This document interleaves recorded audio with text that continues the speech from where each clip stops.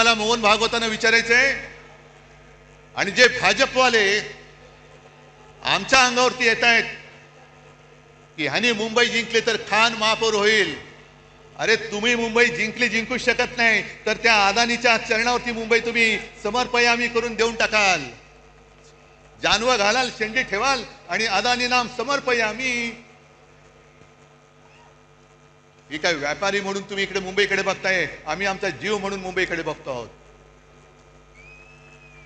आणि आम्हाला जर का हिंदुत्व शिकवण्याचा प्रयत्न करत असाल तर पहिला आम्ही भाजपला परत सांगतो, तुमच्या फडक्यावरचा हिरवा रंग काढून टाका आणि मग आमच्याशी हिंदुत्वाच्या गप्पा करा.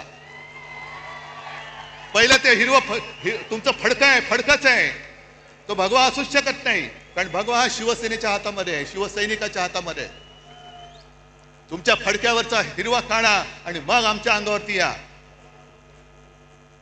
आणि मग 100 वर्ष झाल्यानंतर मोहन भागवतांना मी सांगतोय की भागवत साहेब, हे तुमचे चेले चपाटे आहोत. 100 वर्ष झाल्यानंतर तुम्हाला समाधान आहे का की ज्या कामासाठी 100 वर्ष संघाने मेहनत केली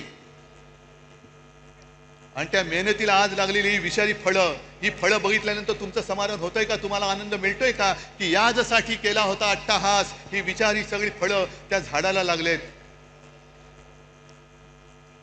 आणि मला असं वाटतं की कदाचित भागवत साहेबांना सांगता येत नसेल, पण RSSचा हेतू ब्रह्मदेवाचा बाप होण्याचा असेल,